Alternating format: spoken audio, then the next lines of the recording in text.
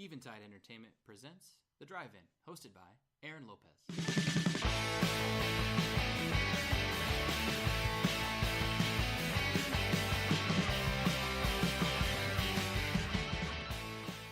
Welcome back to another episode of The Drive-In. Hopefully everybody enjoyed last week's episode of The Greatest Showman. This time we are bringing you another musical episode, this time Pitch Perfect 3, starring Anna Kendrick, Rebel Wilson, Haley Steinfeld, and all of the other Pitch Perfect alum. My guest host this week is my friend Nick. Nick, thanks for coming and doing this one with me. Thanks for having me. What's up, pitches? Yeah, this is going to be a fun episode, guys. Basically, we've been trying to get Nick on the show for a while, and Nick does enjoy movies, but there's a handful of movies that Nick just feels like, all right, this is my forte. This is where I need to chime in. And when I told him, hey, I don't have anybody for Pitch Perfect 3 yet, he's like, absolutely. Yeah, absolutely, 100%. That's my movie. I'm all about it. I'm so excited. That's the one that we got him on. So we went and saw that tonight, and here we are recording. Before we get really into the whole review and everything in the movie, I wanted to kind of just give everybody a little bit of information and just some insight into you. So what is your history with music? It could be musical theater, music. I know you've got a lot of music in your past. So Right. I've been into music since I was a kid. So I've been singing since, I think, probably since I've been able to talk. So I sang all through middle school and high school. I actually went to college for music education, so I sang all through college, and now I get my music fix through musical theater. So I'm a huge singer, and I love all types of music, and so this is really, really up my avenue. But we met through musical theater, so it's kind of a cool thing to bring us back and talk about today. So our trailer rundown, we are back to 7 again. And a lot of these are ones that we saw last week with The Greatest Showman, but we'll still talk about them, get Nick's insight into them. So our trailers for this show were Molly's Game, A Quiet Place, Love, Simon, Peter Rabbit, Ocean's 8, Cockblockers, and Mamma Mia 2, Here We Go Again. I've talked about a couple of these before, but Nick, what were some of them that jumped out to you? Is there any shows that you're excited to go see? So, the one most people would think I would be excited to see would be Mamma Mia 2, which I'm really not excited, unfortunately, because... Who is? The original Mamma Mia was good, and I probably will end up seeing it just to see how they do it, but using relatively the same amount of music that was in the original and in the Broadway show to do it in a second movie. So that's going to be a little interesting to see, but I really liked the trailer for Peter Rabbit. Looked really funny, very family friendly, and I'm blanking on names. What was the one? Love Simon. Love Simon. That one looked really interesting to me. A coming out story is always I don't know what's the word I'm looking for. I don't know, but it looked very interesting to see. Another side of the story. I'm gay, so just seeing other people's coming out stories is always very interesting to me. I love hearing what people went through and experienced because everybody's different. Yeah.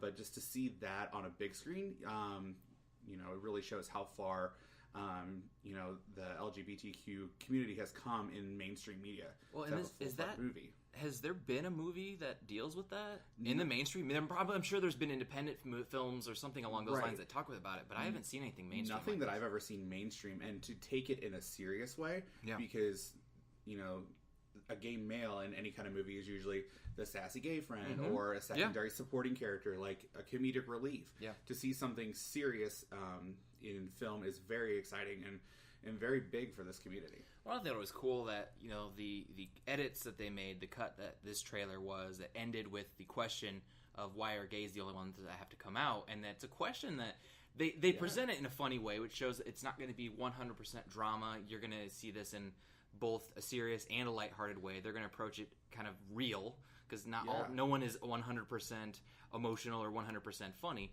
but it's a really big question, I think, that they put in this trailer of, why is this the only way of society looking at this question? So I'm excited for that one too. Yeah.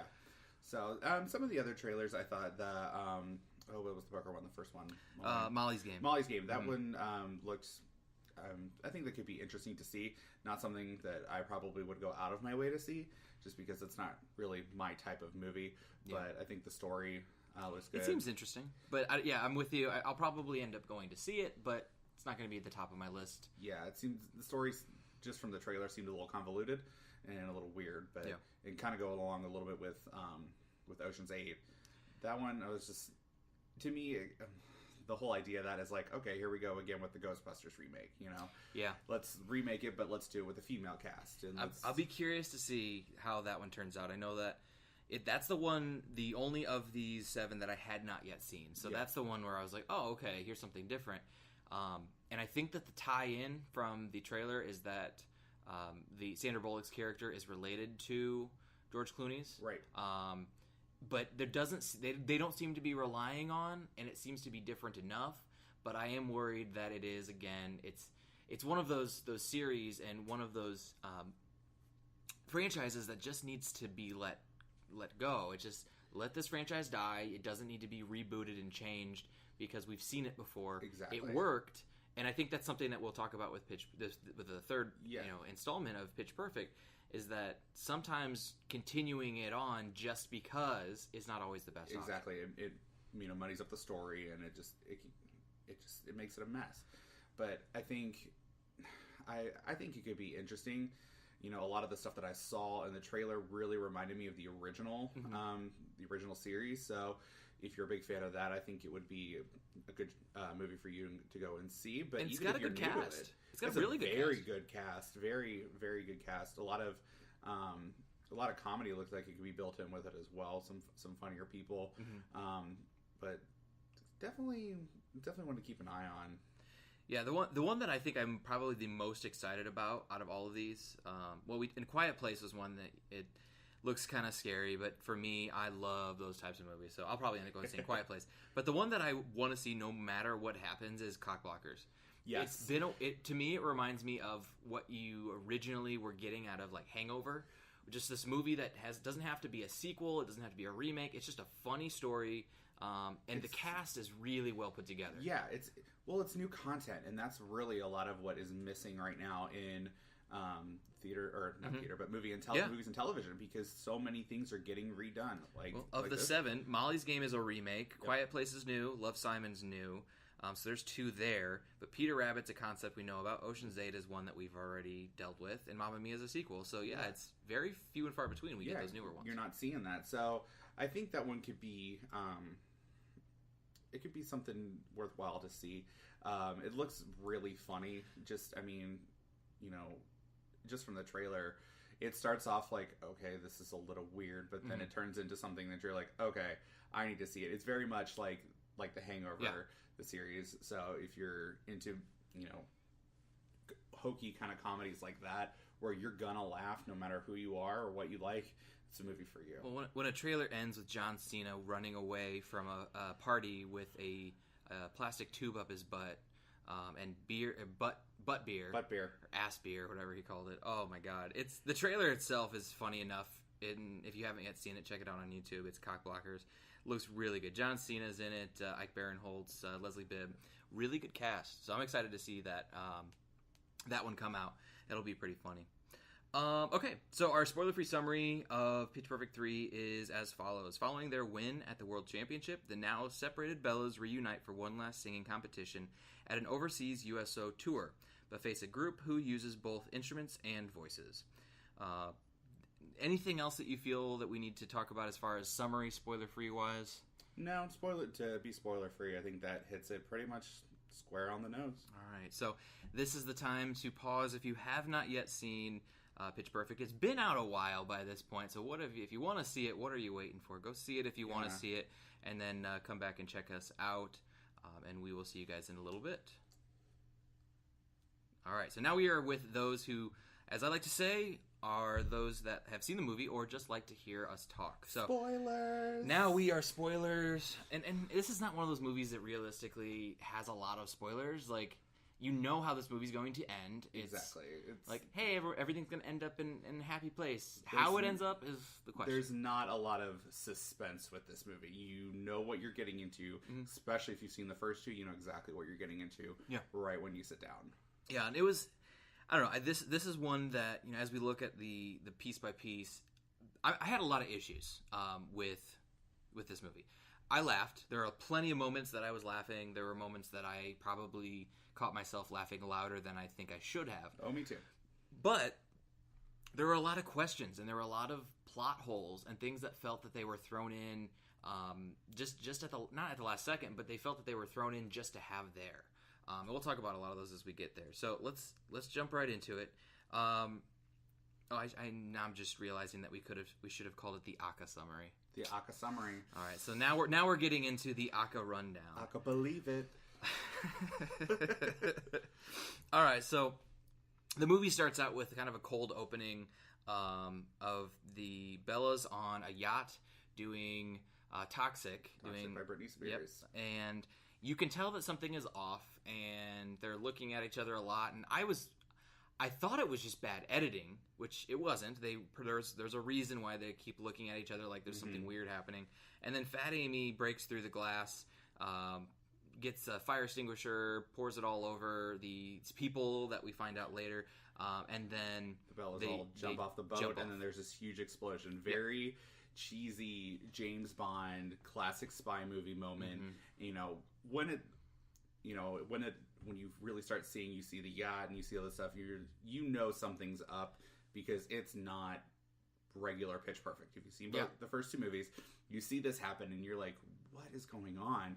But you know something comical, or it has to do with the plot is about to happen. Well, it felt out of place, and in reality, I really hoped it was a dream. Like, for me, looking at this, I was like, I hope this is just like they're dreaming this, like maybe Fat Amy's dreaming this because she's bored doing something. No, like, yeah, that's what I thought was going to happen. Was somebody, most likely Fat Amy, was going to wake up and be like, oh, that was weird, or something weird like that.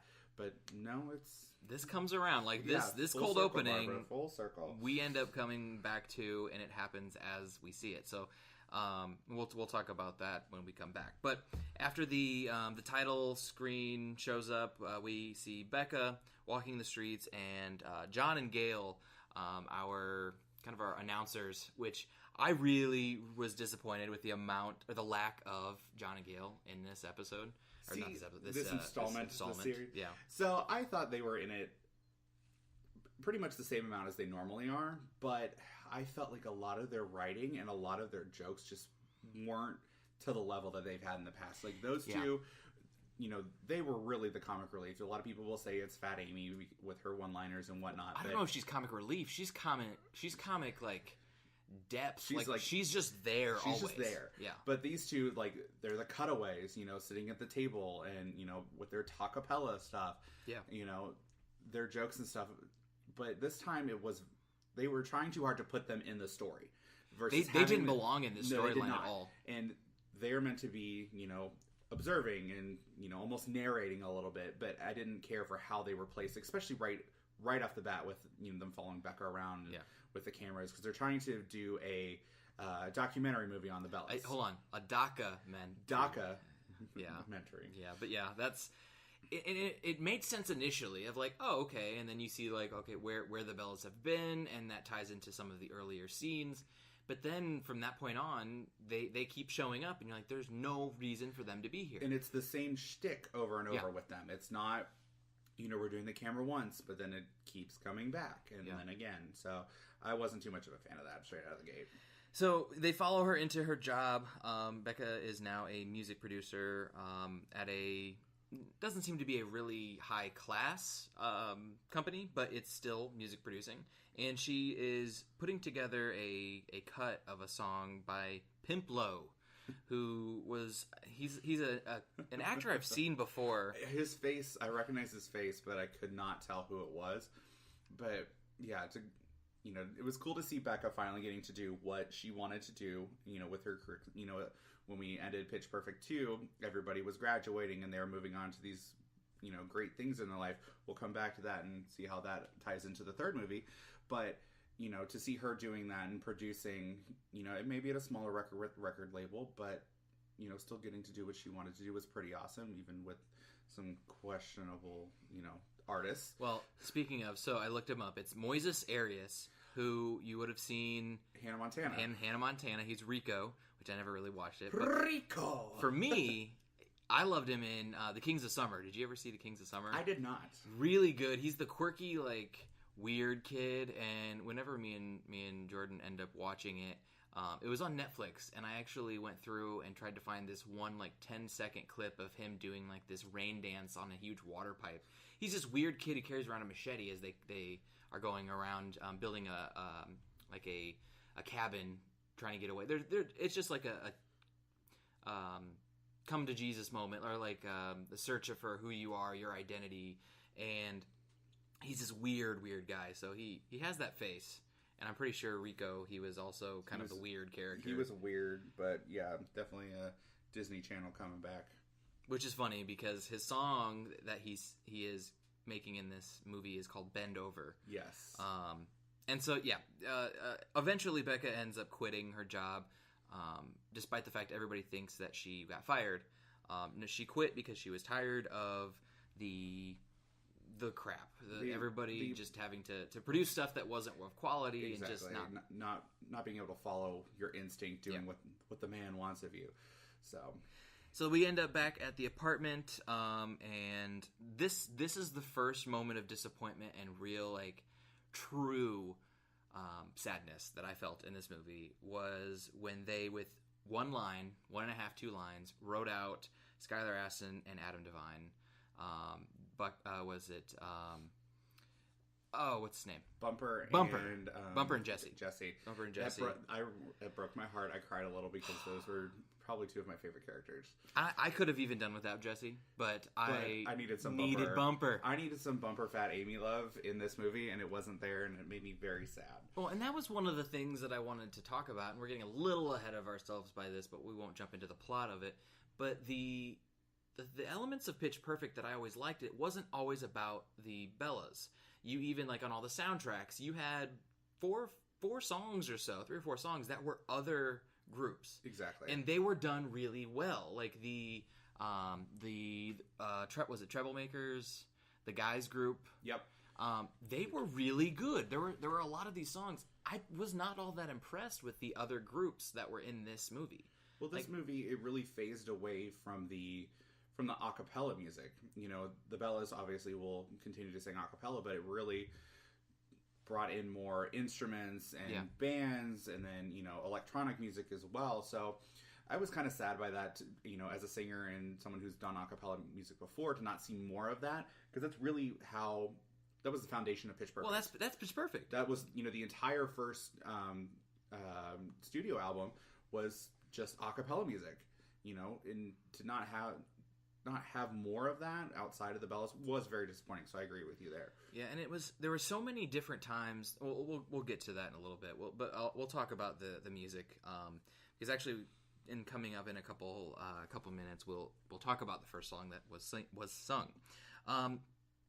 So no Adam Devine, no Skylar Astin. I was not happy about that. No, sad face. But Chloe, Brittany Snow's character, comes into the apartment and reminds them, "Hey, we have a reunion tonight." And they're like, "Oh, that's tonight? Oh, okay, yeah, sure." She comes in completely decked out in her Bella uniform with scarf around her neck. Yeah, and the airline the outfit. Stewardess look. And so we've got, you know, that was another one of... This happens often. It happens quite frequently, to be honest, that something happens and it's just like, oh, yeah, they just go along with it. And this is the first one that it seemed like, at least for Chloe, it was a big deal. But for everybody else, it was too, because when we get to the bar... the aquarium. Everybody's there and they're all excited. They're like, "Oh, this is the coolest thing! I miss you guys so much." It's a very big Bella's reunion. They haven't seen each other, you know, in 3 years, and so it's their first chance to get to see each other. And then they get to the aquarium, and things change. Yeah, we find out that it is not really a reunion, but Haley Steinfeld's character, is it Emily? She invites them so that they can listen. It's kind of like a, hey, look at what we're doing, the new Bellas. Yeah, see what the current Barden Bellas are doing, because when we left her from Pitch Perfect 2, she was the only new member of the Bellas in Pitch Perfect 2. Everybody else is getting ready to graduate. Correct. So she's taking it over. She's kind of like, you know, the queen, the head Bella. They have a term for that. I don't remember what it was, but, you know, so it's the new Bellas performing, and I can't remember exactly what they sang. They sang "Sit Still, Look Pretty," which I don't know. That might be an original song. Maybe? I don't know. And that was one of the things too. And this is all on me. But I am not as into the current music scene. Neither am I. At least poppy music scene. As I was, when this first came out, 7 years ago or so, or right. however long it has been.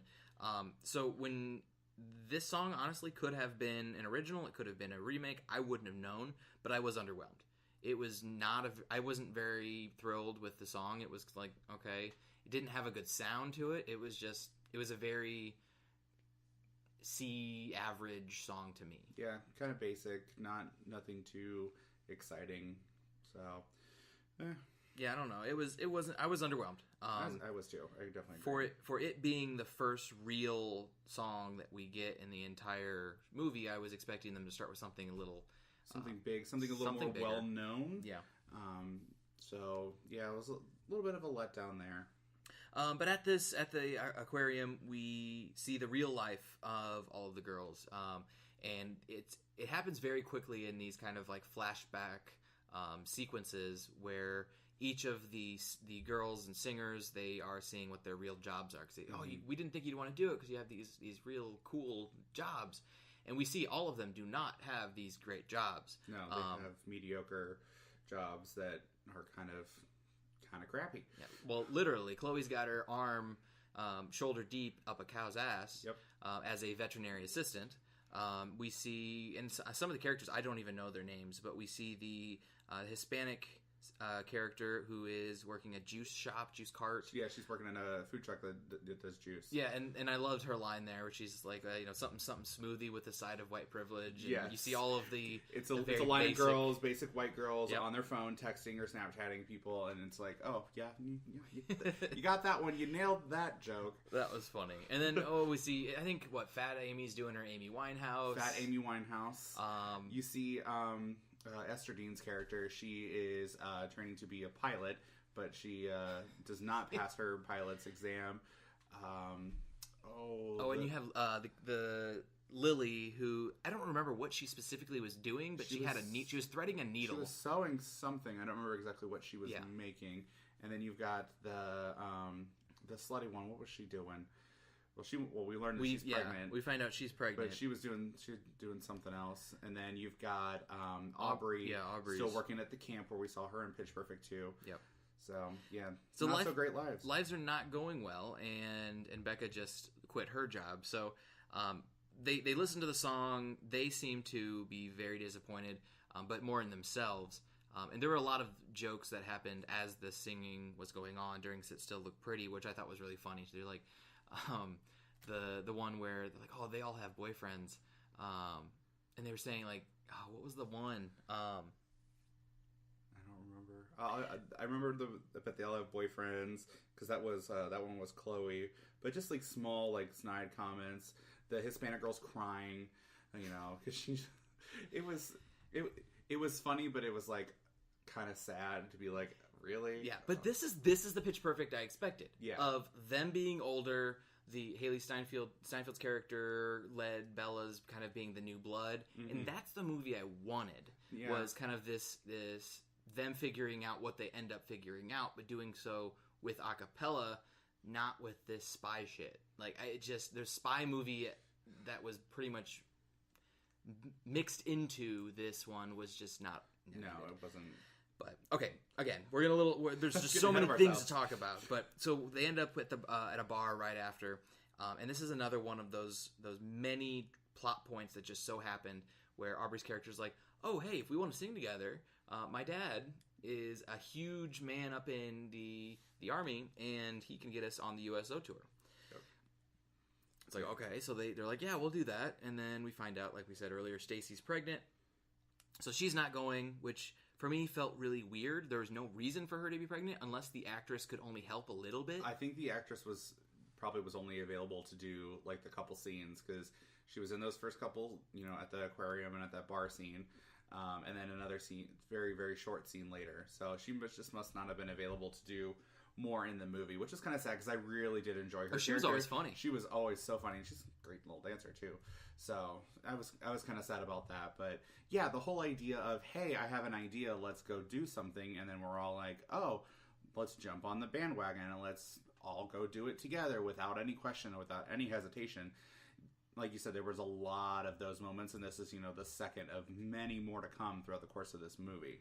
Yeah, and they all decide, they end up going, and it very quickly has them all on, they're all packing, they all throw their stuff into their suitcases, and they are on a plane. They get off the plane, and they're in Spain, and this is where we see John and Gail, who somehow also got there, and they have all access passes, which, to put it in perspective, they have the same passes that Theo's character, who we haven't met yet, but Theo is the executive producer, right-hand man of DJ Khaled. Mm-hmm. These two a-cappella podcasters got the same military clearance as an executive producer for Major Label. Actually, their whole thing of getting the passes and the movie thing, it goes along with Spice World. When you have you have that movie crew following the Spice Girls around, trying to film a movie of their little tour leading up to their concert at Royal Albert Hall. Yeah. Can't talk. But that was the vibe I was getting with, especially getting all the passes. But yeah, for them to get a full all access pass to this entire 4-country tour was just like, really? Are we trying too hard here? But yeah, I liked that they got them involved because I love those characters. But again, they didn't fit into the plot. No, they didn't fit the storyline that was presented. But they were too important to the franchise to just completely get rid of. Exactly. I mean, you're fine with writing off the other two, but not these two. So. Exactly.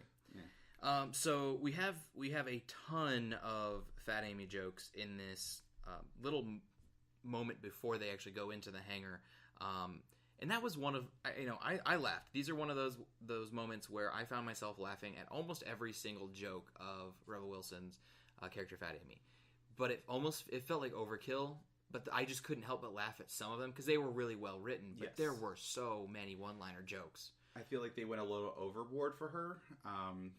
Yeah, I agree. They really pumped a lot of their comedic value into Rebel Wilson to kind of carry certain things through this movie. And this was one point where you're right. It was very well written. There was a lot of jokes at once, but it was very funny.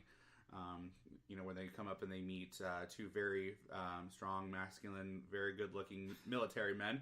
I'm not gonna, not gonna deny that fact.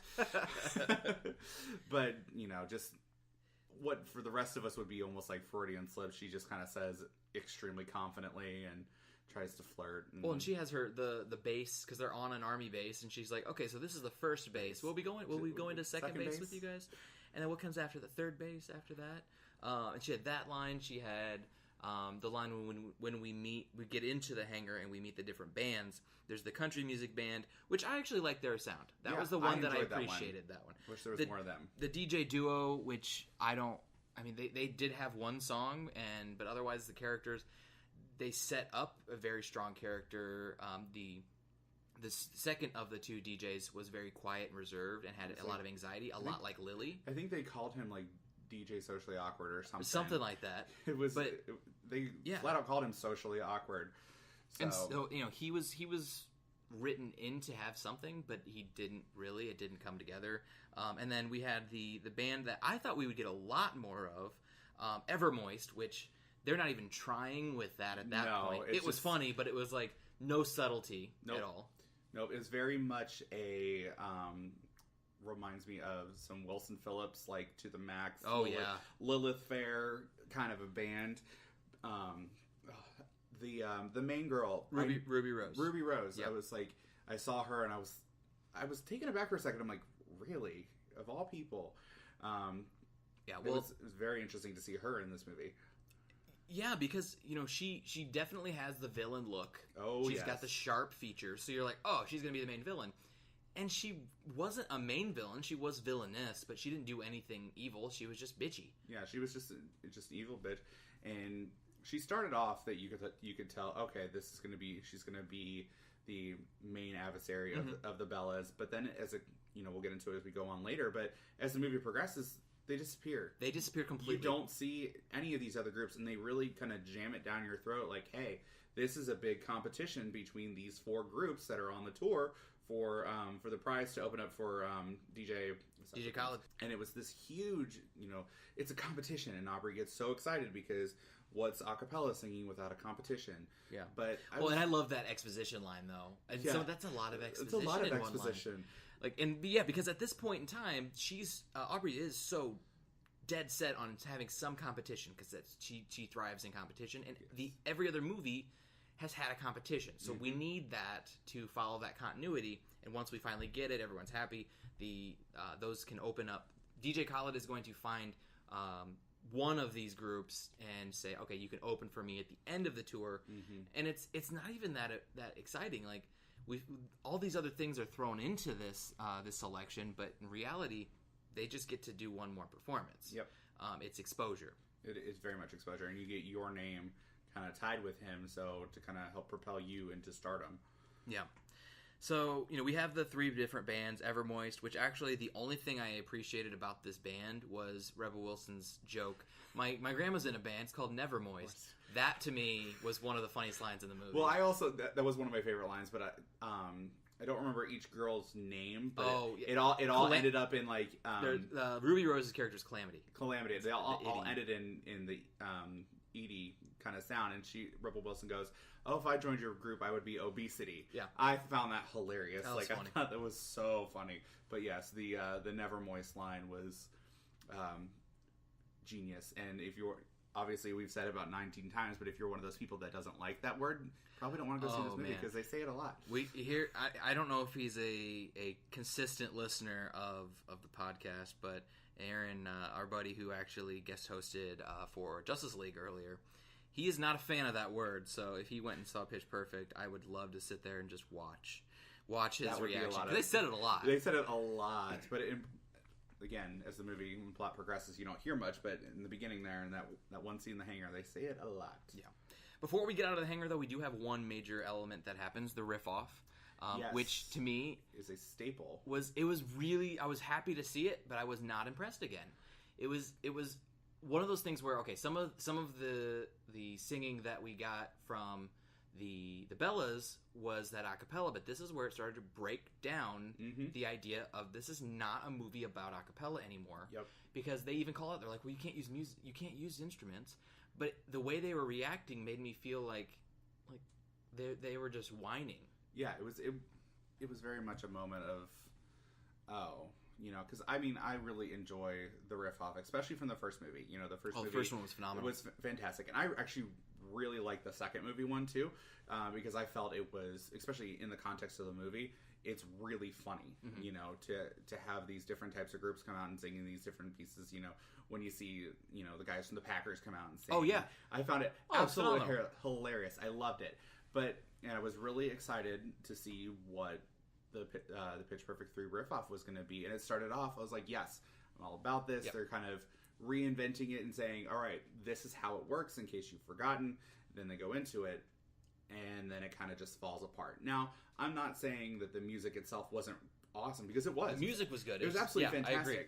But the concept and how it ties to the franchise was just kind of womp for me. Well, and the comparison that you make, I like that with the whole idea within the second one. You have the Packers, who are huge Pitch Perfect fans. Yes, they got into the movie. The equivalency of them in the third installment was, I don't know if he's a famous person, but it was a general who was singing a Beyonce song. Yep, they came out saying "If I Were a Boy" or something. Yeah, it was just not. There was no name recognition. There was nothing there. I was like, oh, okay. It was kind of funny because you have these characters who aren't even a group singing with them. But when that happened, it was almost like a moment of they're making fun of it. Mm-hmm. And this movie does a lot of that. It makes fun of itself. It does a lot. It makes fun of the franchise itself. But we got to talk about it before we move on, though. Okay. The cups. Where they're like, I brought this if just you wanted this. When they're so back at the aquarium earlier in the movie. They're saying, well, we could have done a little bit of... I don't even remember some of their originals. No, so they were saying...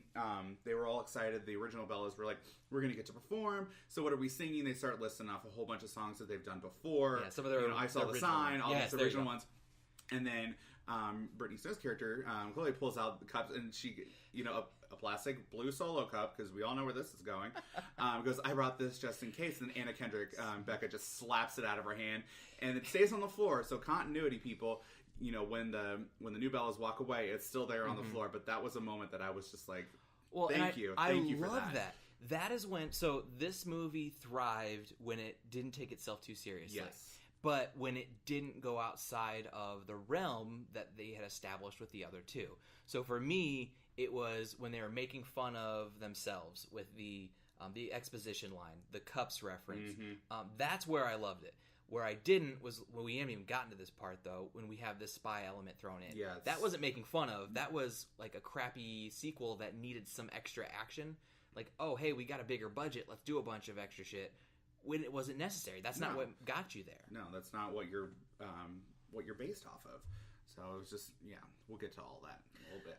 So their first song that they sing, that this is at the first USO show in Spain, is Cheap Thrills, which, again, I didn't know this song at all.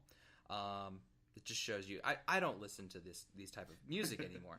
But it was okay, but it felt kind of bubblegum. It felt very bubblegum to me. So Cheap Thrills is, it's not brand new. It's been around for a little while. It's Sia. Okay. And I know Sia. Somebody else that I can't think of. I know Chandelier. Yes. I don't know much, but I know Chandelier. Chandelier. But, it's a Sia song. Very popular. It had, strong harmonies, obviously, because it's, it's a professionally done movie. But I was a little kind of let down with some of the other background parts of it. A lot of the bass and stuff was missing that really need to go with that song. It has a very strong beat. Okay. I felt that the melody and the rap vocal were strong, but it wasn't some of the best music that I've heard out of Pitch Perfect before. What is the black actress's name who sings the deeper rap?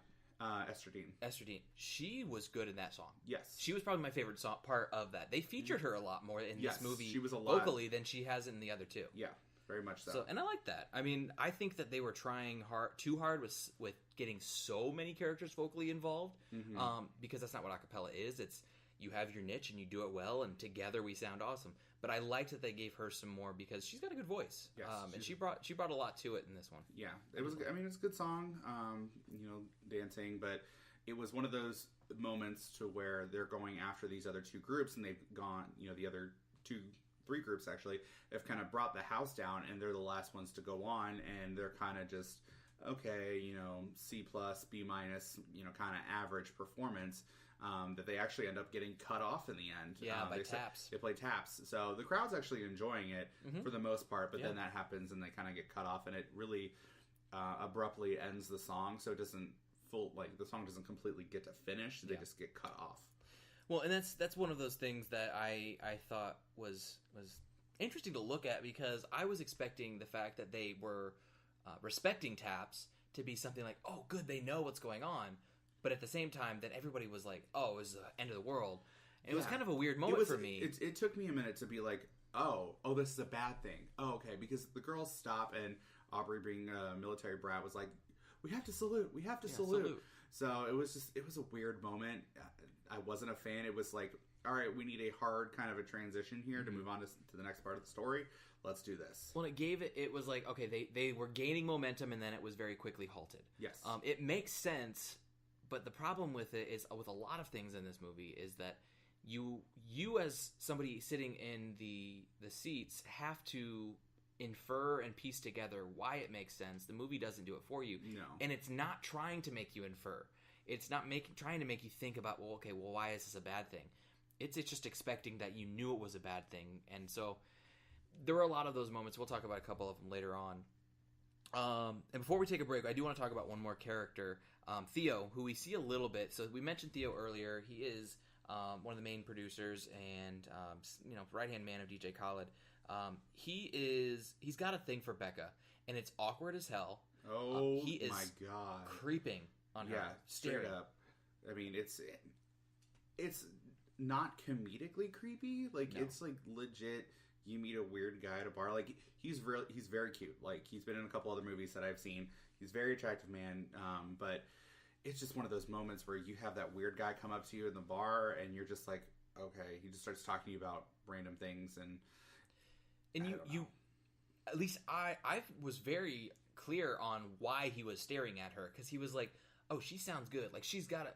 I knew where they were going with it. Yes, but they did it so often that anytime she was singing, he was listening. He was like almost entranced by her singing, almost like a siren singing, and just being, you know, kind of caught under a spell. But it was just very, again, trying too hard. Yeah, they could have done it once, and I would have been like, oh, he's intrigued by her voice. Yes, and we could have moved on. As a music producer, she has a very nice voice. But, you know, you do it once, that makes sense. Do it, you know, 5 other times, and you're like, okay, I've seen this before. Let's move on. So, all right, so we're going to take a quick little break here. It is time to go to the lobby, refill your popcorn, your sodas, get some more jujubes and the like, and let's see what is coming up soon from Eventide. You know, there's nothing quite as satisfying as a good conversation with intelligent company. Join comedian Don Smith every week as he sits down and talks with comedians, actors, filmmakers, writers, and everyday schmoes. It's The Life with Don Smith, Wednesdays at noon on 106.9 FM, and now available on the Eventide Entertainment podcast feed every Friday on Spreaker, YouTube, and iTunes. The weekdays are made for working, but the weekends, those are made for gaming. Join Ellison Smith every Saturday for a new episode of Saltwater Gaming as he breaks down video games of all different genres, consoles, platforms, and eras. Get a bit of the old and a bit of the new, a bit of the action and a bit of the mystery. Get it all every Saturday on Saltwater Gaming, brought to you by Eventide Entertainment.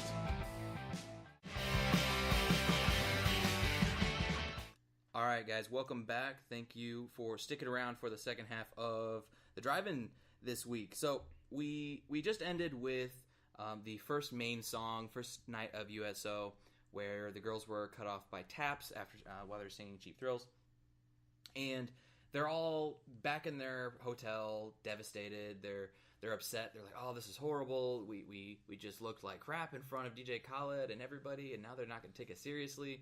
Which that was a lot of the like, oh, that was a bad thing. Yeah, I didn't realize that was the moment that you realized, oh, that was something bad.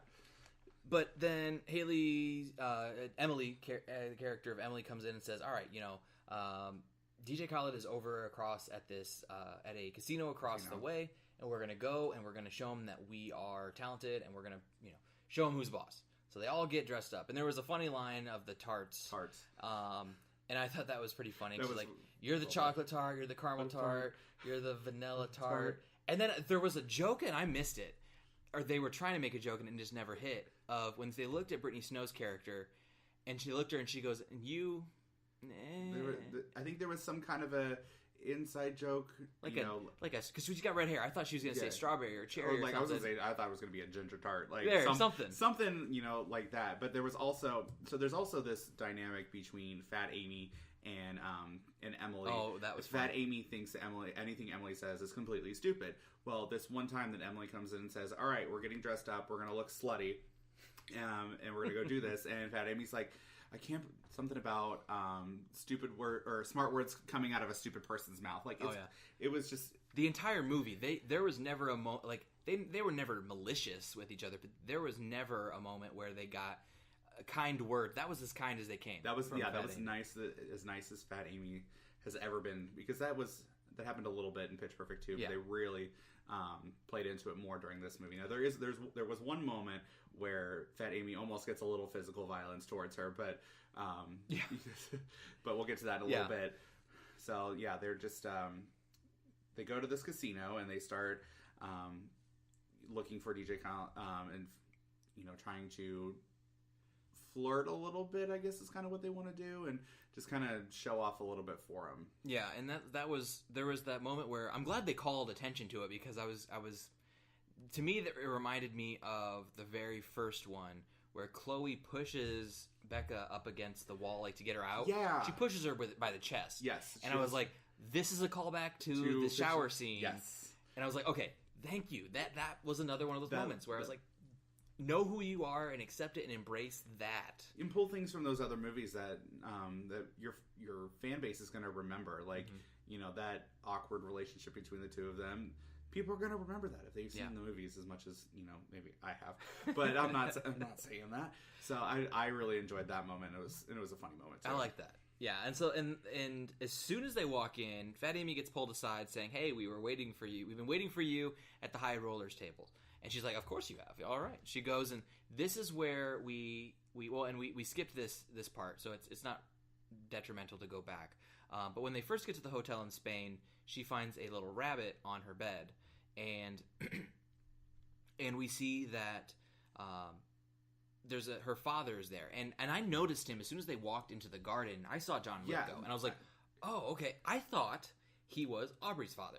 I did too. Immediately, I did too. Actually, I had the same thought, but so we have that. We see him when they walk in, and then they get their hotel room, and then we find this bunny, and then we have this flashback cutaway scene where we learn that John Lithgow's character is Fat Amy's father. Yes. And singing this, weird lullaby that he's singing Chicago to her, and I was disappointed that at no point in time did they ever refer to the song that he sings to her all the time, a song by Chicago, and a character named Chicago. Yeah, one of the Army's guys, his name is Chicago. And there's no reference there. I'm like, that's too coincidental, but I don't know. That's just a side thing.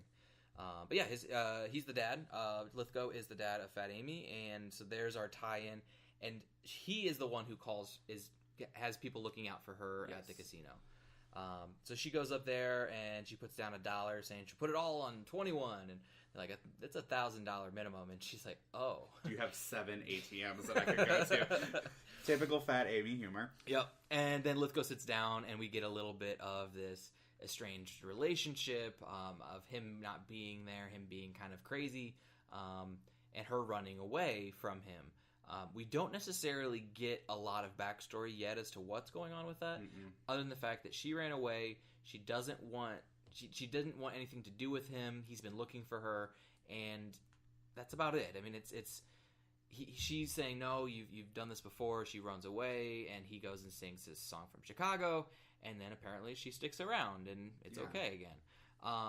So it was kind of a weird plot point to include, especially in a third movie, because it was very rushed, and it ended abruptly, and his storyline was added so they could add this action arc. Yes, absolutely. It really was like, all right, we need to somehow tie in this spy, James Bond, big budget portion of this movie. So let's use Fat Amy. Let's use our, one of our most popular characters. Let's find a tie-in for her, because we've never heard anything about her family in the previous film. So this was one of those moments you're like, you're kind of watching the movie and you're just like, really? Yeah. Really? So, and as the movie progresses, that side plot is very, it's just very weird. I'm not, I didn't care for it. I don't like how it was written in. Yeah, and for somebody like Jonathan Lithgow, who has quite the musical background, the guy's been all over Broadway. I can see why he did it, because it's a good venue. It's a kind of movie that he would be in. But I honestly, though, at the same time, I've seen him in so much better. I see him in a lot of better lights than I did with this. He comes off as creepy in many ways, but with a very terrible Australian accent. Oh, it's not good at all. It is so bad. Like, it's almost to the point where they're mocking the Australian accent. We've got Rebel Wilson, who has the accent that she just slightly twists a little bit. Because she's British, isn't she? No, she's Australian. She's Australian. Well, never mind. Then she doesn't twist it at all. So you've got her accent, and then you have Lithgow, who is American, who is basically trying to do it. It sounds like an American trying to do an Australian and he can accent. do a British accent. I've heard it before in other projects he's worked on. So I was just very surprised to hear him butcher an Australian accent the way he does. Yeah, and for no one to call him out and help him with it. Yeah, that was weird. This is not a low-budget film. They could have realized that this is probably... And also to be singing in an Australian accent. Yeah. It's not easy to sing in an accent unless you've got a lot of work. Absolutely not. So, I don't know. I was kind of surprised with it. So, while Rebel Wilson is off doing this with her father, you have the rest of the girls who are in the suite, DJ Khaled's suite, and he's not there yet. So Theo takes everybody on a little tour and explains a few things.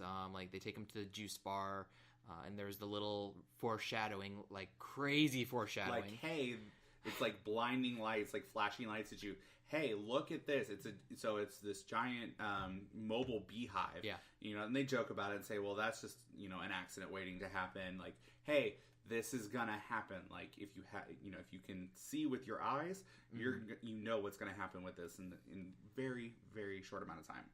Yeah, and then we also have the really bad pun about the Beat King, because he's getting a beet juice like shooter, and somebody, the Hispanic character says, "Oh, beet juice was saved for the kings in my country," and he goes, "Oh, well, that's for the king of beats, DJ Khaled." And they're like, "No, we didn't like that. We didn't like that." And that was funny because it was like they're calling out a bad pun. All right, and that was one of the things that you think of the types of people, personalities who would be in the Barton Bellas if they existed in reality. And the outcasts, the people that are not really going for the mainstream, they like music for music, and they like acapella. And acapella, when this first movie came out, was not popular. It was there. It really launched the popularity of acapella. Yeah. And so you look at these characters, and they would not have liked this movie.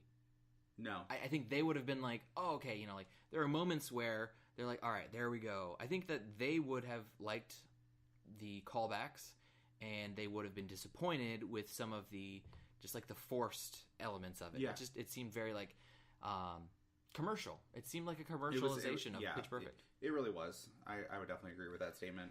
But luckily, for those of us that are big into acapella music and have done that, and we are those people on screen, we had the first one.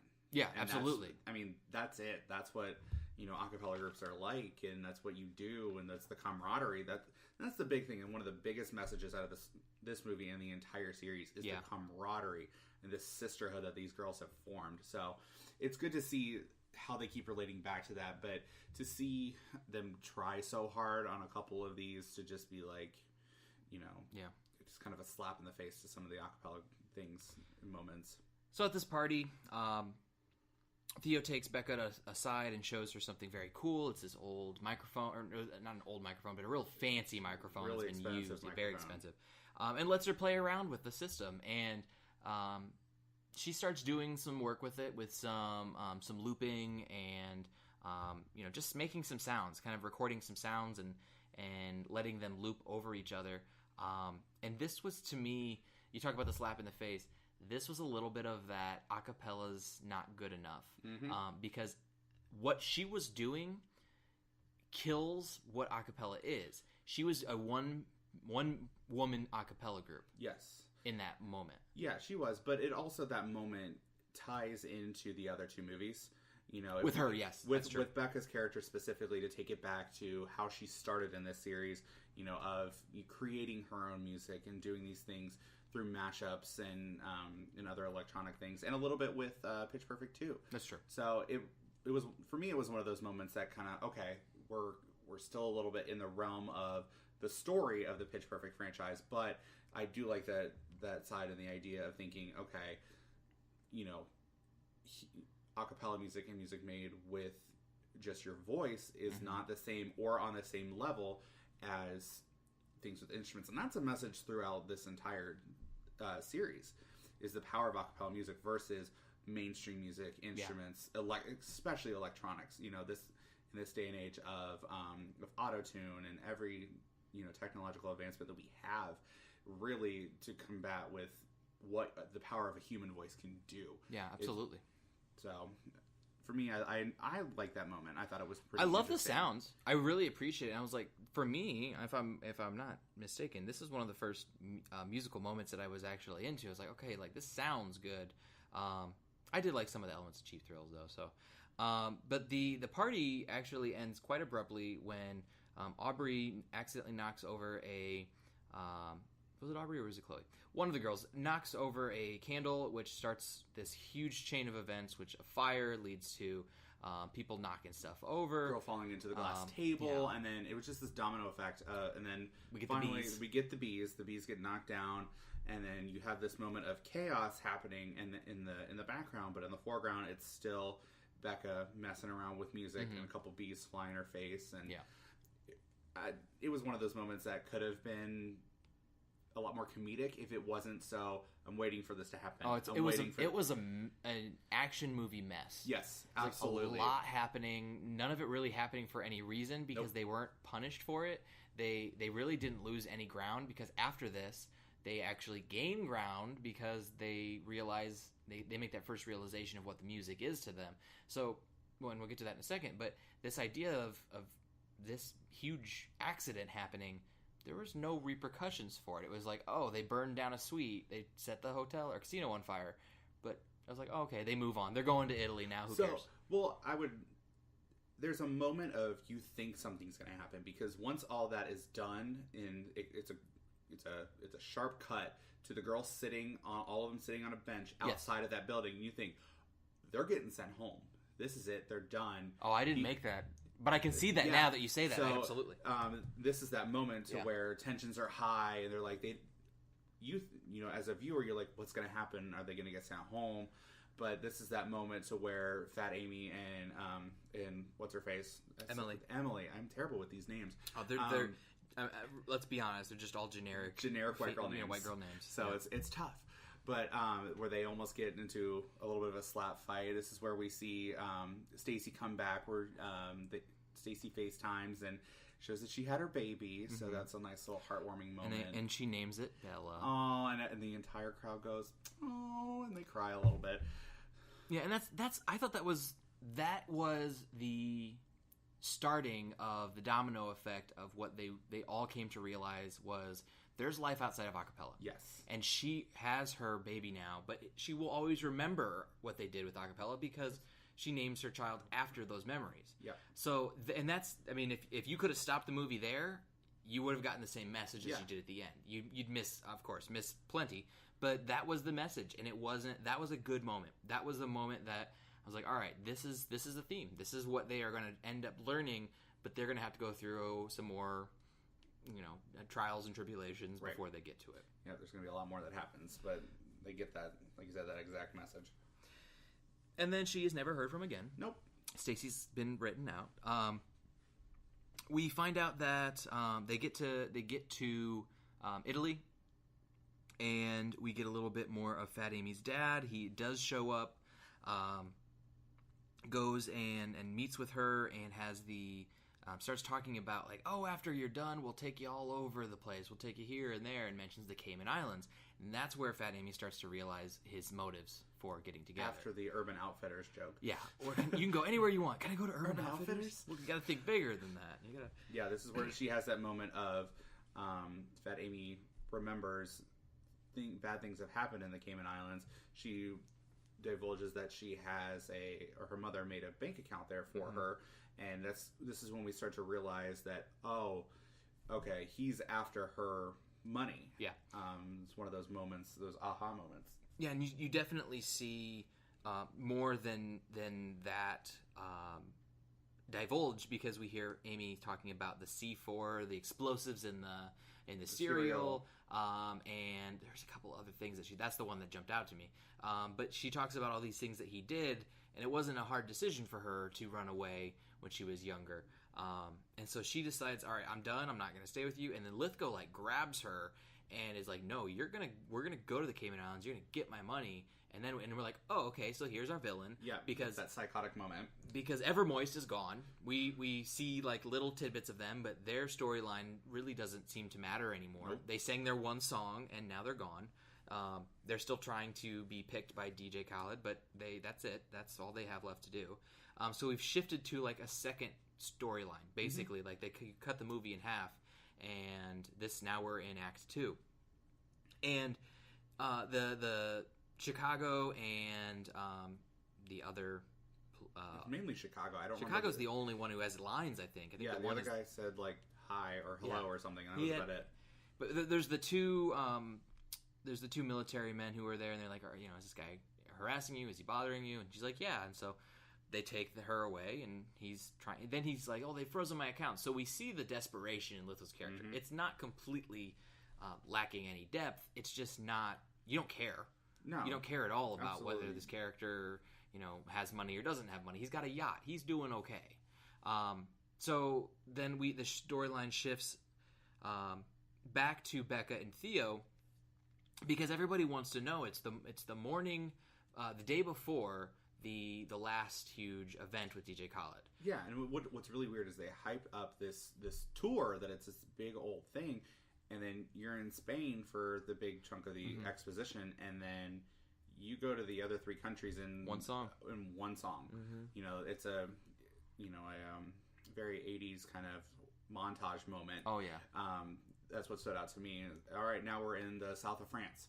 So it was very quickly. And here's the thing: I didn't even write that element into the rundown because it happened so quickly. And I remember thinking about that too. I don't even remember what the 4th country was, because it was Spain, Italy. They ended in the south of France. I don't remember what the 4th country was. There was. So there's your plot hole, unless I'm just not paying close enough of attention. But that was a plot hole to me. But they definitely had an issue there, because you have. I expected them to have the first one be the one where they mess up, the second one where they succeed a bit more, which the second one was the one where they gain the momentum and start getting attention. But then the third one, there was definitely storyline there of Evermoist and the 2 other bands to be like, oh man, they're pretty good. Maybe we need to step up. And then a second song with those groups, maybe, or even a montage with those groups. And another song with they basically just forgot about the music of the movie at times. And that was one of my big takeaways from this whole movie. When we wrap up and everything, where's the music? Yeah, there's a lot. Really got away from what is the power of music. So I was personally a little disappointed with that side of the story. So yeah, back to this morning, they're all waiting to find out who's going to be picked. And Theo runs into Becca again. They always just keep bumping into each other. And he's like, "Hey, can I talk to you?" And she's like, "Yeah, sure." And he takes her to see DJ Khaled. And he's like, "Hey, I picked you. I want you to open for me." And she's like, "The girls are going to be so happy." And they're like, "No, nope. They just want you." And that is one of I was like, okay, yep, duh. I knew that was coming. It was very obvious to me. It was blatant. And it's one of those elements of writing within movies like this that you just know they're going to happen. If you have a group of people doing something and one person is really good at doing it, if there's any commercialism involved in that activity that they're doing, that person's going to be pulled aside. Exactly. It's been done 100 times and it's going to continue to be done 100 times. Yep. So she says no, absolutely not. She does the thing that you expect her to do, but she does it very quickly. She doesn't even hesitate. She's like, no, I'm not going to do this. It would hurt the girls too much, and we're in a group, and no. So she goes and she leaves, and then the rest of the girls outside of Amy and Becca are sitting eating breakfast, and they are basically kidnapped. I mean, the long and short of it, they are convinced to go to this reception. They're sitting, they're having a moment, they're having, you have a Chloe toast, which if you've seen the movies, Chloe toasts are very interesting. Oh, and they groan at it, too. They are just... There's even a line in that one that says, "Oh boy, a Chloe toast." Like, they're making fun of it blatantly, but they have this moment, and then this weird, random French guy comes up and says, "Hey, we need to take you to this reception for a big announcement."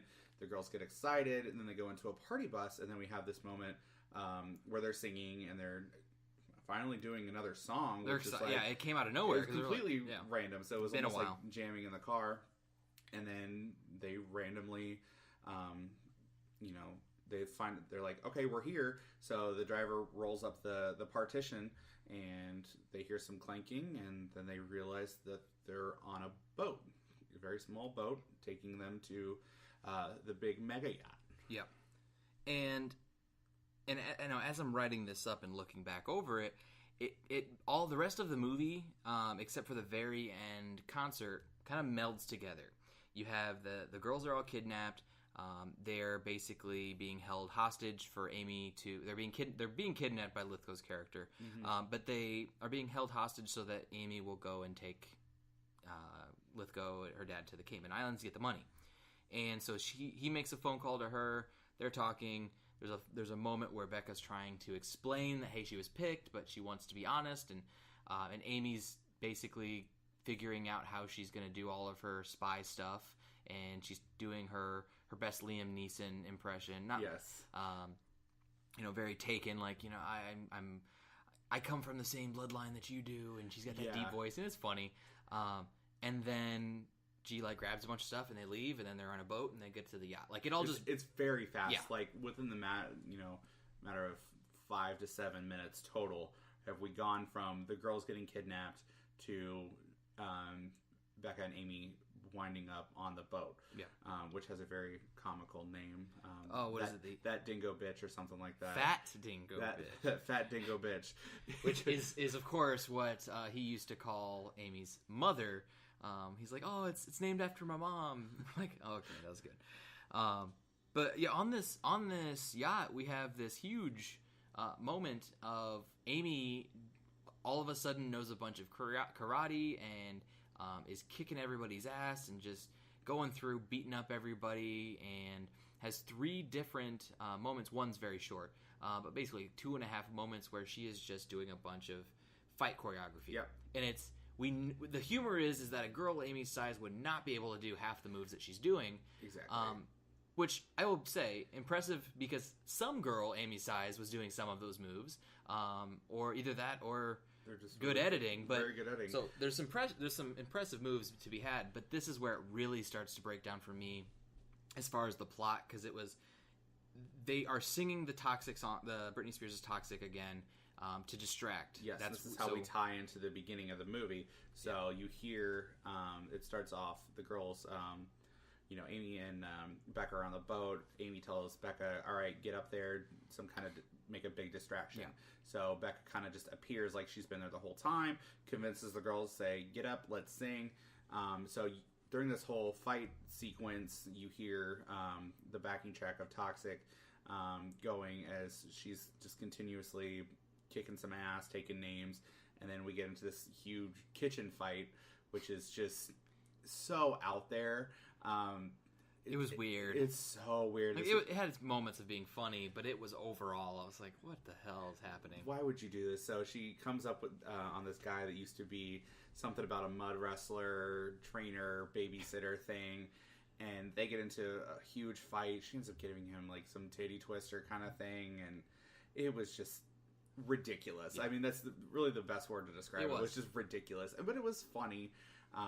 So in the end, she wins, and this is how she kind of sets up for the big dramatic ending of she finds some C4 and some cereal. In the cereal. I enjoyed that moment. It was one of those full circle moments. Yep. Wraps it in tinfoil and turns on all the burners. Yeah, puts it in the toaster so she's got some time to get away. Yep. Yeah, and so we like you said earlier, we come full circle. We see Amy break through the glass like she does at the beginning. With the fire extinguisher, and Becca and her and all the other girls, they jump off the boat. The explosion of C4 apparently was not enough to down the boat. Yeah. It caught the boat on fire, but it wasn't enough. And for me, I'm like, that was like one of those, like, okay, they're just doing that because they didn't want the boat to sink. Or I don't know.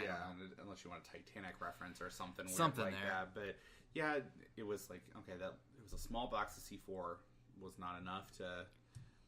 I mean, it was enough to have this huge explosion, but apparently, even though it was on the first floor, like it was on the lower deck, it still didn't breach through any of the outside of the ship. I don't know. Apparently not too important to really look at. But there's a lot of like exposition lines that we get back. The girls have all been saved.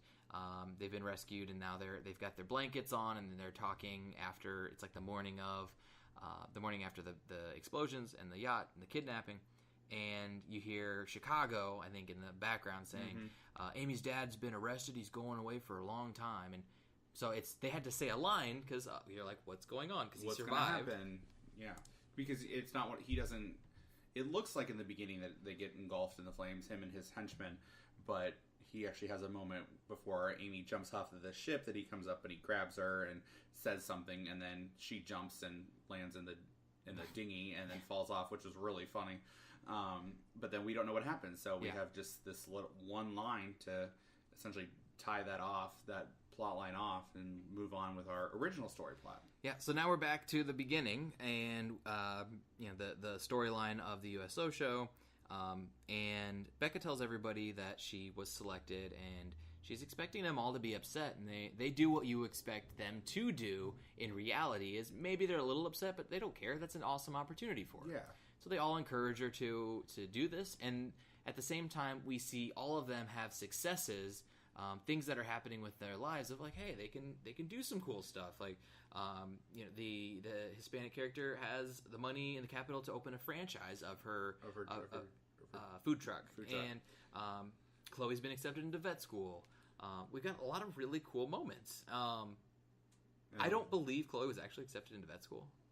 I don't think so either. She was the last one to go, and there's something on her face. And it was very much like, I'm going to stand up and I'm going to say this. It's very, very Chloe. Like, I'm going to make something up so I feel like everybody else. I got that too. Yeah. And then for some random reason, they let Lily talk in a normal voice, and she says that the devil has left me. Completely random. I have no idea why they did this. Completely random. Like, it made no sense. Because her character was a real character. Someone who is so socially awkward that they cannot function around people. Yes. But it was heartwarming to see that she was able to function in this small group of girls. She was able to find friendship, and that was able for her to, one, be herself and still succeed. Yep. But then apparently she was possessed by the devil, or at least there's this, that was kind of a they took the low road in this. They made it almost seem, whether either she was possessed by the devil or not, that was weird if that's the case. But they made a potential mental illness joke. Yeah, like I got that too. Either way, it doesn't work. No, it doesn't work. That it's played up that people with these kind of mental illnesses and social social diseases, that it's all in their head. Yeah. It's something external. It's not something that you're born with and something that you deal with. It's something that happens to you. And I didn't care for that. I was actually a little perturbed at that moment. I did like the fact that they all called and said, "Oh, there's definitely want to figure out some stuff about that." Like, they all called attention to it. So the writers knew that it came out of left field. Yep. They thought it somehow got through enough cuts that people thought, yeah, this would be a good way to end this character. And it basically ruined 2 movies worth of characterization. 2.5 movies at this point. Because we're close to the end. You have a couple of those moments. She has a moment where she meets that the other DJ, the other socially awkward guy. She says something really quiet, and one small tear falls down her face. She's singing "Hello." Oh, "Hello" by Adele. That's what it is, and that's like the really only moment that she gets in this entire movie, which makes me sad because I loved her little one-liners. Well, and I even looked. I looked up. I was looking at some stuff before we started, and she heard her voice doing a lot of the beatboxing. Really? Knowing that this was the final movie, or at least they said that this is the final movie, she wanted to do the beatboxing herself. So she learned how to do it, and she heard her voice doing it because of how difficult it is. She wasn't born with the ability to do it. She wasn't trained for very long. She was trained for this movie. Stressed out her voice too much. But she would both sing, and she would sing ahead of time and then do the beatboxing for it, and she heard her voice. But even she had said that it was one of those things that she had to do different voices because her voice had changed from the first movie. So she had to do these different voices. And I didn't see in the interview what her thoughts on it were. I'm sure she's not going to speak ill of the movie while it's still out. But I don't know. I'd be curious to see what that actress's views were on that character decision so late in the franchise. Very different way to end off a character. But yeah, this whole moment, this is where you get every girl kind of tied neatly in a bow, which in my opinion we got in Pitch Perfect too. They all got their moment to say, this is what I'm doing, this is what I'm doing, this is what I'm doing. And it was literally just that whole thing before they graduate rehashed again for Pitch Perfect 3. Yeah. So we get to the final concert. Becca has accepted, and she is going to be singing. And she sings "Freedom" by George Michael, and I loved it. This was my favorite song. It was awesome. Really well done. They incorporated a little bit of her, and now that you say that, I do appreciate that a little bit more. Thinking about with the loop and her little digital aspects. But the part I didn't like is that she pulled up all the Bellas. I saw that coming from a mile away. But no, so that to me, completely compromises the entire movie because everybody was like, all right, who gets picked? And she was picked.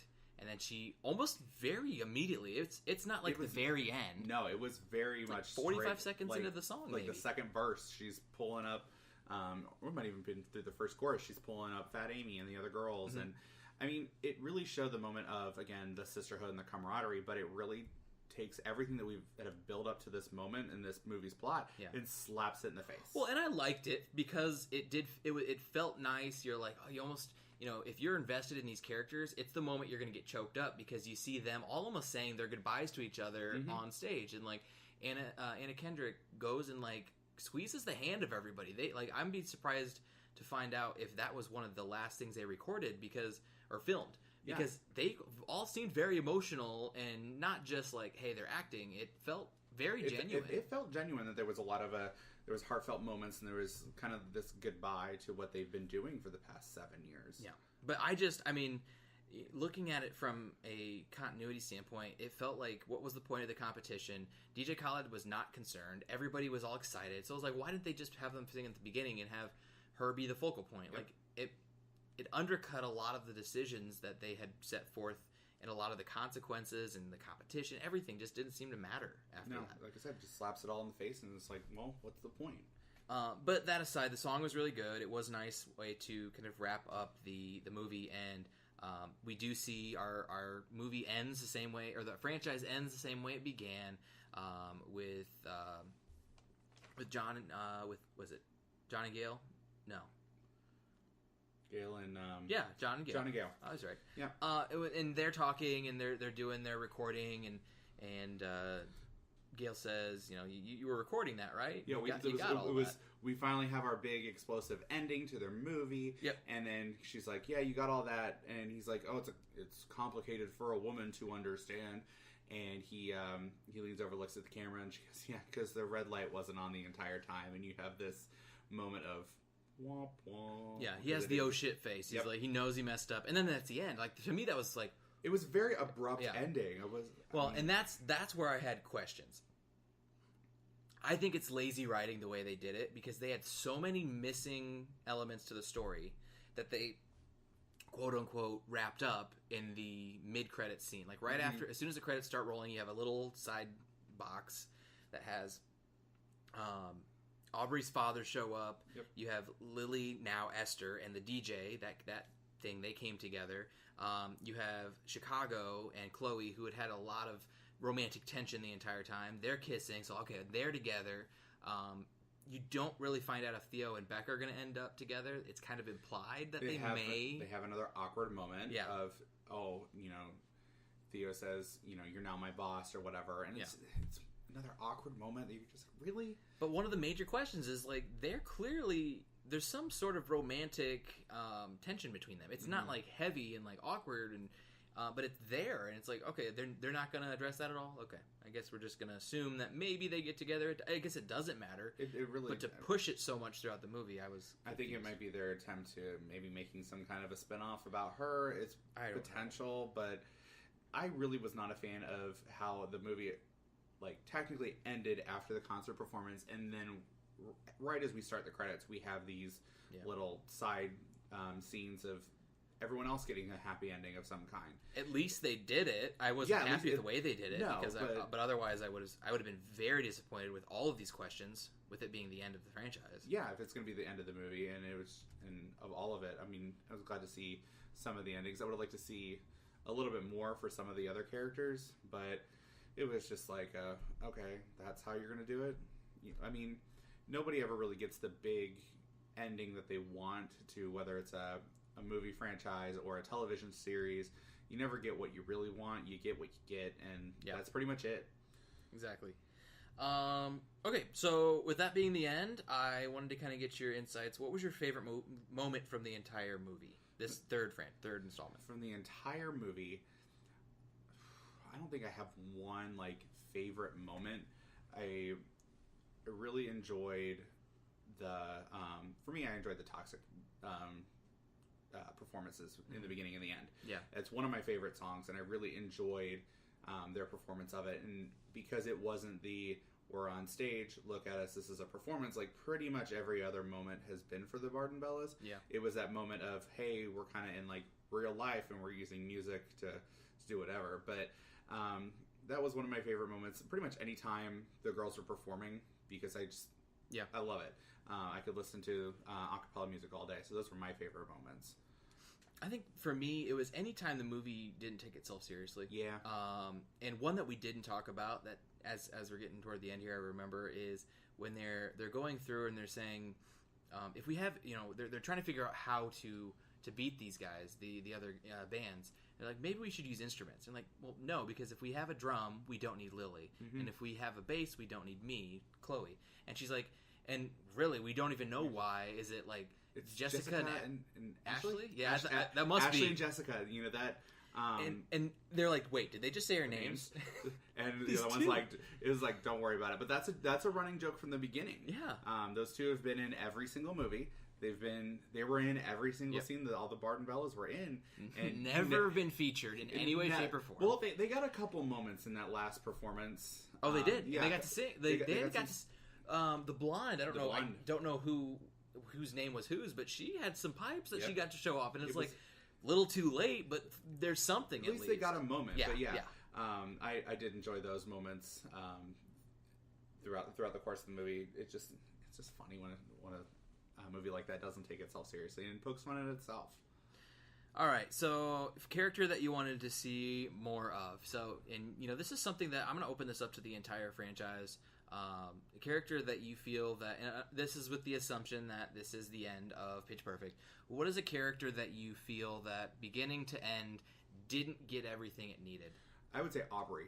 She's actually one of my favorite characters because she's so zany and just like a control freak out there kind of person.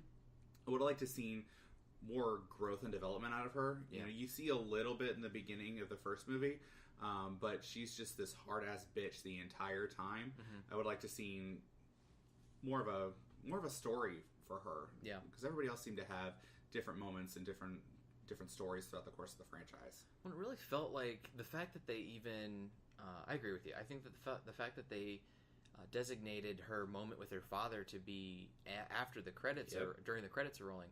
That's a slap in the face to that character. Like, it's a funny moment, but it's like she has been so distraught, and this is one of those real moments. Yeah, where that you can relate to. Yeah, a lot of people have gone through their lives not having the relationship with, be it mother or father or both, that they felt that person wasn't always there and was maybe never there, and so that's one of those real moments where people could relate to this character. And it was never fleshed out completely. They even kind of teased at it. It's like, oh, hey, you're here. Mm-hmm. You've been gone for most of my life, but you saw my performance, so you making it up to me. You saw me this one time. Yeah. Yeah. I wasn't a fan. And she's really, unfortunately she wasn't in Pitch Perfect 2 a lot. She was in the, vocal training camp scene, and then she was in the end. But, I mean, she was a main character in the first movie. Absolutely. She was such a focal character. To see her just not get the development that she really, in my opinion, that she really deserved was very disappointing, in my opinion. Yeah. Mine's not hard to see. I wanted Bumper. I was so disappointed he wasn't in the third, even as a cameo. I expected at least a cameo. I was expecting something like being in the audience or like a moment between him and Fat Amy, like in the credit scenes. Something. Him showing up randomly, them running into each other. I agree with you. I wanted something there. Honestly, it's not like he's doing anything right now. Workaholics is done. They finished up, and he's not doing anything else. And he's doing some stand-up, I'm assuming, going around. He's still got plenty of name and facial recognition, especially those who are coming to Pitch Perfect 3. Yes. So I was very confused. There had to have been a reason why he wasn't there, but I was disappointed. It's just sad because they built up him and Fat Amy in Pitch Perfect 2, like their relationship hardcore. Well, and what was the song that they sang? Pat Benatar. Oh my God, We Belong. Oh yeah. That to me is my favorite moment of the whole franchise. Yes, I loved, and especially when the cars and they stop in the middle. I'm soloing here. Yeah. Like that's one of my I love that song because I love Pat Benatar, but like that moment when they're just singing to each other is just it's so good. And they kind of poke fun at that. So in earlier in the movie when they're in the casino, and her dad is singing the Chicago song, and he's like, "Don't make me, keep singing alone." I expected her to start chiming in and singing the same way he did. Yeah. So they play off of that a little bit, but I agree with you. I would have loved to have seen him in this movie in some way, shape, or form. Well, and when you mention that, where it's like I'm soloing here, that was what Pitch Perfect did in the first two movies. To be honest, the first two, they created a world. They created a subculture of acapella, and if not created, they brought it mainstream. Yes. And a lot of those things where we refer to.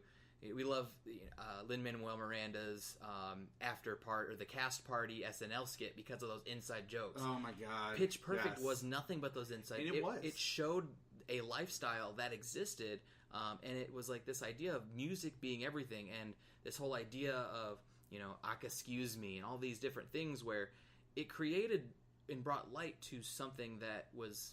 People don't know a lot about. Yeah, they know that it's out there. And when this movie came out, acapella was very, it was starting to ramp up. Through shows like the Sing Off, where Pentatonics won, and their growth and their advancement, and then Pitch Perfect came out, and then acapella music just blew up. It was everywhere. But this movie built that that inside look to. Hey, this is really what these people go through, in the first movie when you see them going through their training, not only for the auditions. The auditions was an awesome when sequence. You have to be able to just kind of pick up a beat and always be in key and things like that, and it's not easy. Even for somebody who's been singing forever, it's super hard. But this movie and this series brought light to a subculture that people didn't know a lot about, and people that are in these vocal a cappella groups. They are hardcore passionate about this. Absolutely. They love it. They live it. They breathe it. Whether you did it in high school to whether you do it as an adult, you love it, and that's what you do. Yeah. Yeah, and it was that's I mentioned that because I didn't see that much in the third. Nope. The third kind of lost that element of it being, like we said, about the music and all of that. So it sounds like we're getting to that point now. So let's get your final thoughts over it.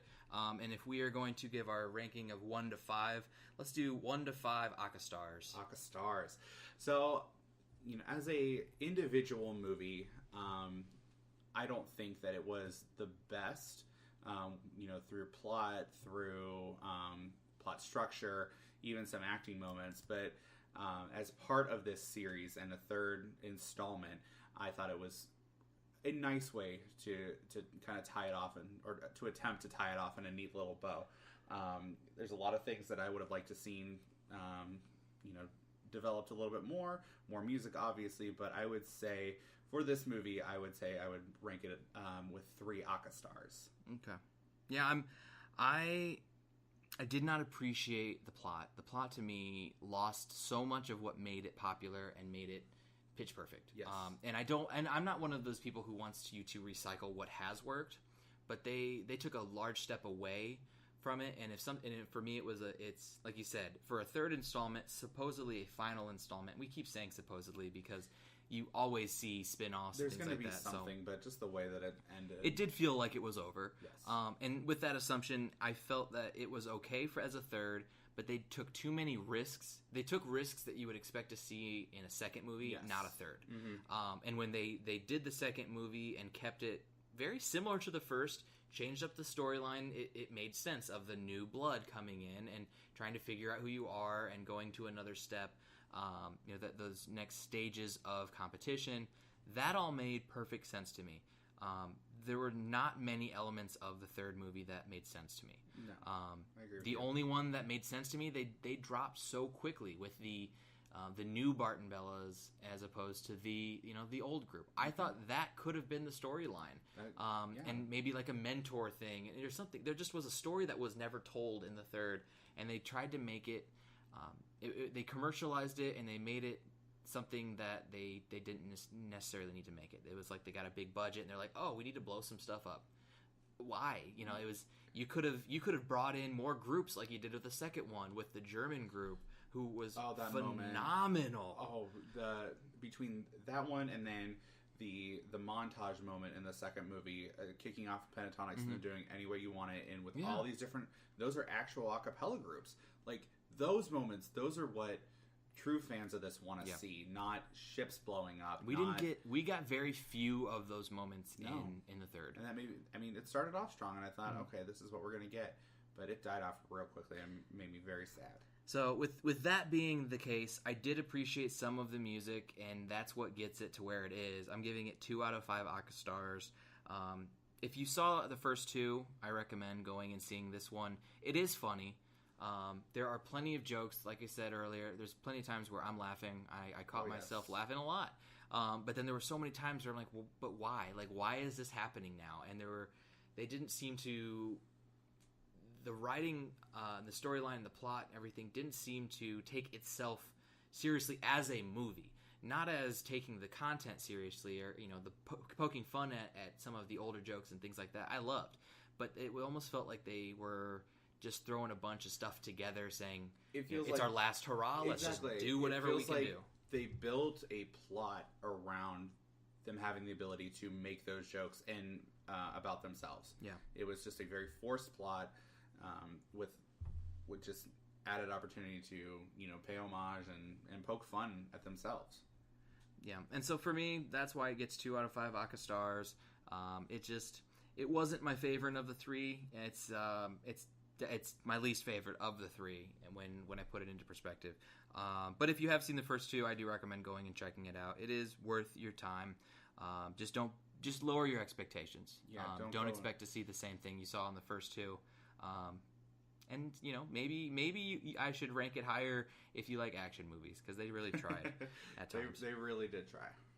All right, well, Nick, thank you very much. This was a lot of fun. This was a lot of fun. We'll have to have you on again, so be checking out some of the new movies coming out. Absolutely, we'll get you on there. In the meantime, though, next week I don't have a guest host yet, but I will be looking at The Post, the Tom Hanks Meryl Streep movie, getting a ton of Oscar buzz, and we are in the midst of Oscar season. So if you have some movies that are ones that you have seen, ones that you are hoping to see that are getting some Oscar buzz, let us know what they are and what you are excited to see. You can do that through either email or Twitter. Email is driveineventide@gmail.com, or you can reach me at driveineventide through Twitter. So until next time, everybody, have a great week, and we will see you next time. Drive home safely.